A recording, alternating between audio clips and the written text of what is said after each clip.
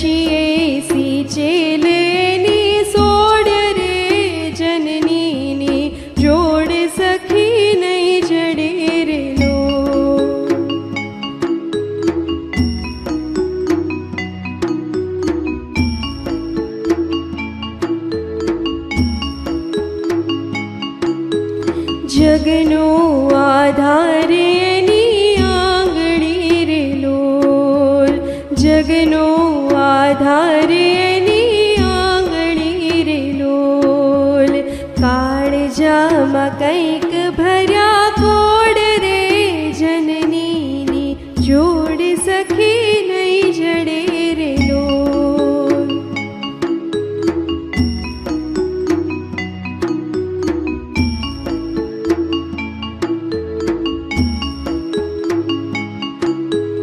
ચિતડું ચડેલ એનું ચાકડે રે લોલ, ચિતડું ચડેલ એનું ચાકડે રે લોલ. પડના બાંધેલ એના પ્રાણ રે જનનીની જોડ સખી નહીં જડે રે લોલ.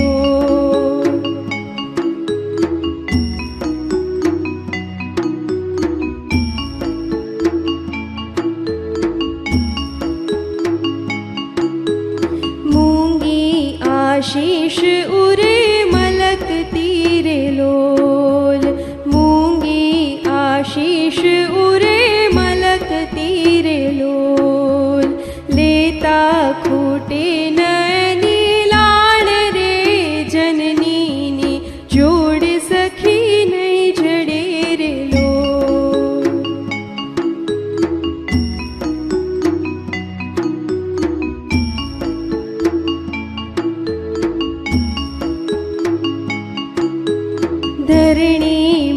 માતાય હશે ધ્રુજ તીરે લોલ, ધરણી માતાય હશે ધ્રુજ તીરે લોલ. અચળા અચૂક એક માય રે, જનનીની જોડ સખી નહીં જડે રે લોલ.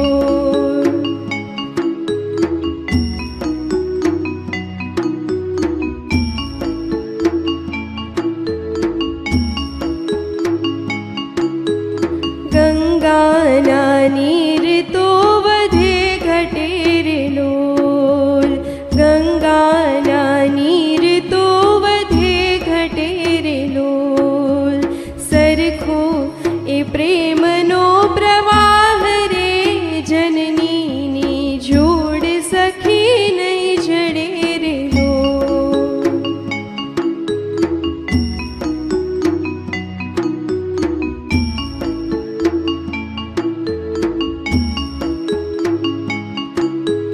વરસે ઘડીક વ્યોમ વાદળી રે લોલ, વરસે ઘડીક વ્યોમ વાદળી રે લોલ. માડીનો મેઘ 12 માસ રે, જનનીની જોડ સખી નહીં જડે રે લોલ.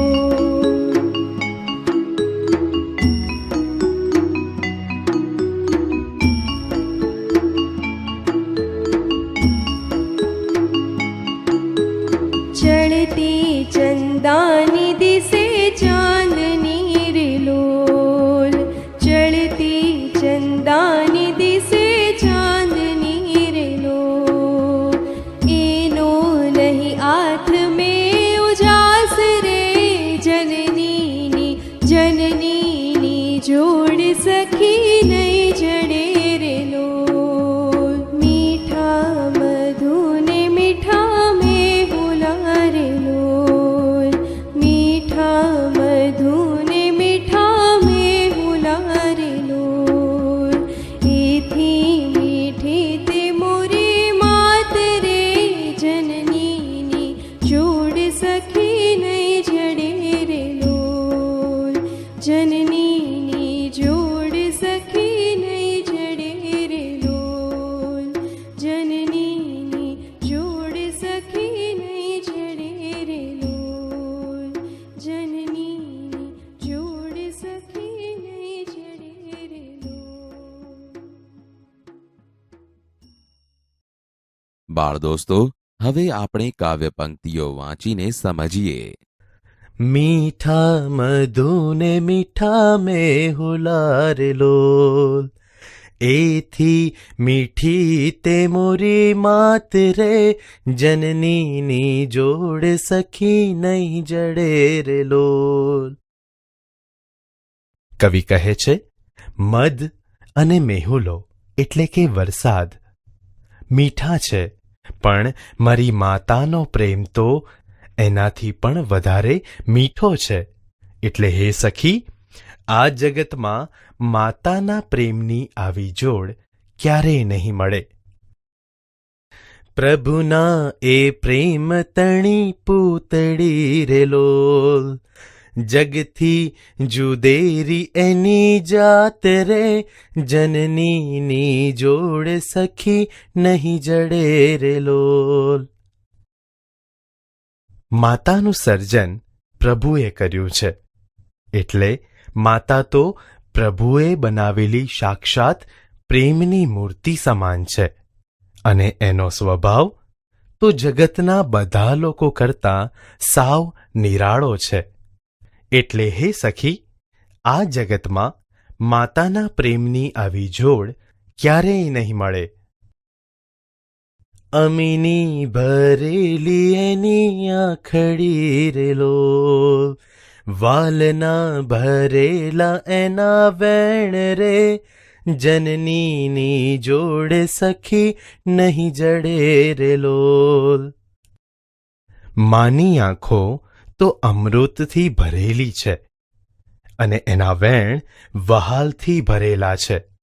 એટલે હે સખી, આ જગતમાં માતાના પ્રેમની આવી જોડ ક્યારેય નહીં મળે. હાથ ગૂંથેલ એના હીરના રે લોલ. હૈયું હેમંત કેરી હેલ રે, જનનીની જોડ સખી નહીં જડે રે લોલ. કવિ કહે છે, માના હાથ સુંવાળા રેશમથી ગૂંથેલા હોય તેવા છે અને એનું હૃદય હેમંત ઋતુની શીતળતાથી ભરેલા હેલ એટલે કે બેડા જેવું શીતળ છે. એટલે હે સખી, આ જગતમાં માતાના પ્રેમની આવી જોડ ક્યારેય નહીં મળે. દેવોને દૂધ એના દોયલા રે લોલ, શશીએ સિંચેલ એની સોડ રે, જનનીની જોડ સખી નહીં જડે રે લોલ. માતાના દૂધ એટલે કે ધાવણ દેવોને સહેજે ન મળે તેવા દુર્લભ છે અને એનો ખોળો તો ચંદ્રની ચાંદનીથી સિંચેલો હોય એવો શીતળ છે. એટલે હે સખી, આ જગતમાં માતાના પ્રેમની આવી જોડ ક્યારેય નહીં મળે. જગનો આધાર એની આંગળી રે લોલ, કાળજામાં કંઈક ભર્યા કોળ રે, જનનીની જોડ સખી નહીં જડે રે લોલ. કવિ કહે છે, સમગ્ર જગતનો આધાર માની આંગળીમાં છે અને એના હૃદયમાં કેટલા અરમાનો ભર્યા છે. એટલે હે સખી, આ જગતમાં માતાના પ્રેમની આવી જોડ ક્યારેય નહીં મળે. ચિતડું ચડેલ એનું ચાકડે રે લોલ, પડના બાંધેલ એના પ્રાણ રે, જનનીની જોડ સખી નહીં જડે રે લોલ. માતાનું મન જાણે બાળકના સુખમાં જ રહેલું હોય છે. એટલે કે એ હંમેશા બાળકને સુખી જોવા જ વિચારતી હોય છે. આથી એના પ્રાણ પ્રત્યેક સમયે પોતાના બાળક સાથે બંધાયેલા હોય છે. એટલે હે સખી, આ જગતમાં માતાના પ્રેમની આવી જોડ ક્યારેય નહીં મળે.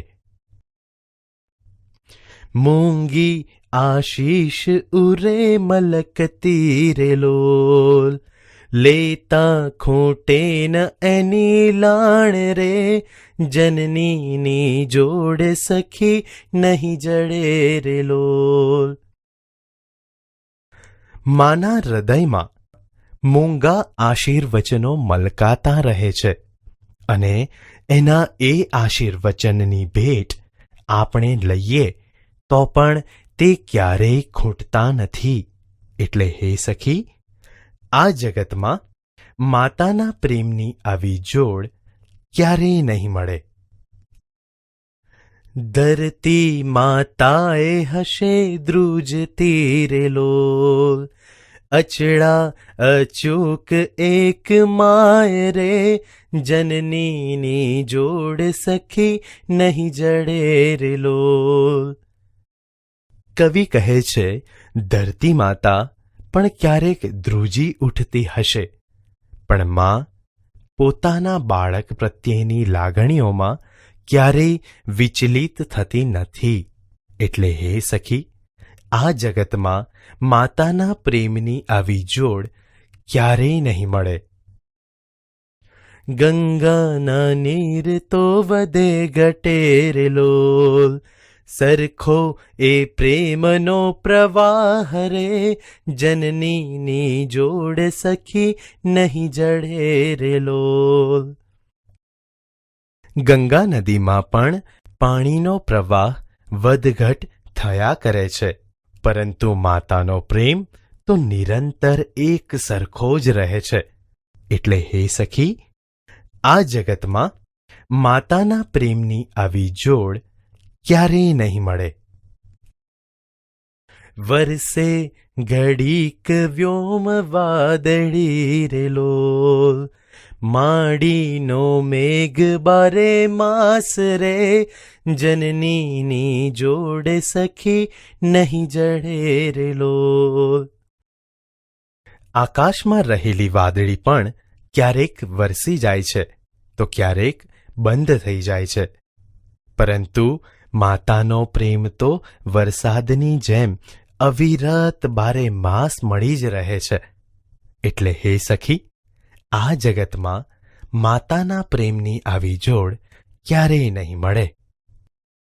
ચડતી ચંદાની દિશે ચાંદની રે લોલ, એનો નહીં હાથ મેં ઉજાસ રે, જનનીની જોડ સખી નહીં જડે રે લોલ.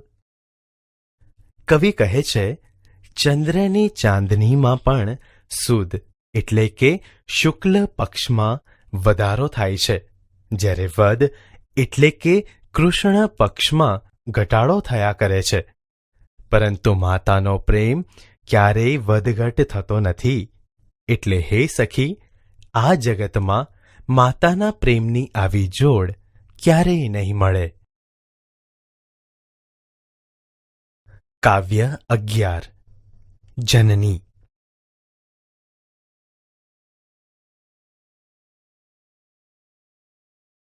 બાળ દોસ્તો, હવે આપણે કવિના જીવન વિશે પરિચય મેળવીએ.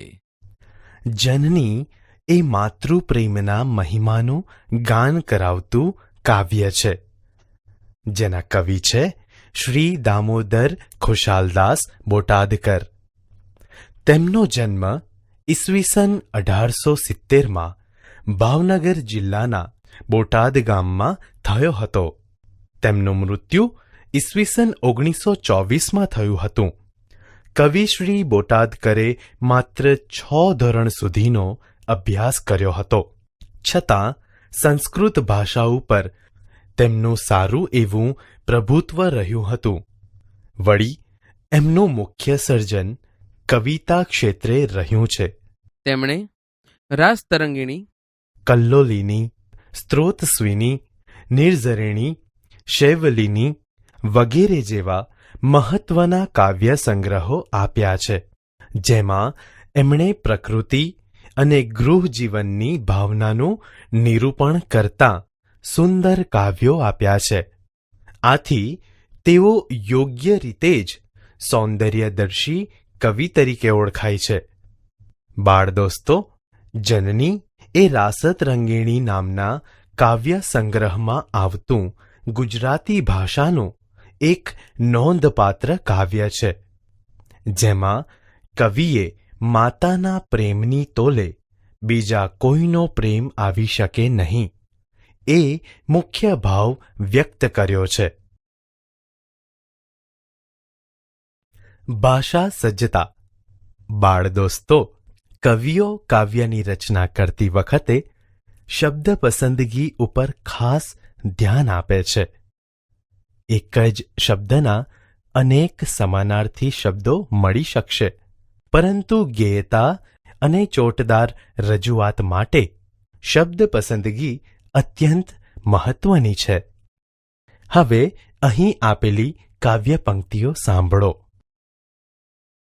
મીઠા મધુ ને મીઠા મેહુલા રે લોલ, મીઠા મધુ ને મીઠા મેહ રે લોલ, એથી મીઠી તે મોરી માત રે, એથી મીઠી તે મોરી માતા રે. પ્રભુના એ પ્રેમ તણી પૂતળી રે લોલ, પ્રભુના એ પ્રેમ તણી મૂર્તિ રે લોલ, જગથી જુદેરી એની જાત રે, જગતથી જુદેરી એની જાત રે. અમીની ભરેલી એની આંખડી રે લોલ, અમીની ભરેલી એની નયનડી રે લોલ, દેવોને દૂધ એના દોહ્યલા રે લોલ, દેવોને દૂધ એના દુર્લભ રે લોલ. શશીએ સિંચેલ એની સોડ્ય રે, ચંદ્રએ સિંચેલ એની સોડ્ય રે. ગંગાના નીર તો વધે ઘટે રે લોલ, ગંગાના પાણી તો વધે ઘટે રે લોલ. બાળ દોસ્તો, તમે અહીં આપેલી 5 કાવ્ય પંક્તિઓ તેના મૂળ શબ્દથી સાંભળી હશે તથા જે તે મૂળ શબ્દનો સમાનાર્થી શબ્દ મૂકીને પણ સાંભળી હશે. હવે તમે જ વિચારો, મેહુલા શબ્દથી કાવ્ય પંક્તિ સાંભળવાની મજા આવી કે મેહ શબ્દ સાંભળવાથી? બાળ દોસ્તો, તમે જ કહેશો કે કવિએ પ્રયોજેલા શબ્દો સાંભળવાની વધુ મજા આવી. આમ કવિએ પ્રયોજેલા શબ્દોની જગ્યાએ તેના સમાનાર્થી શબ્દો મૂકવાથી કાવ્યનો લય જળવાતો નથી. આથી કાવ્યની રચના કરવામાં શબ્દ પસંદગી અત્યંત મહત્વની છે.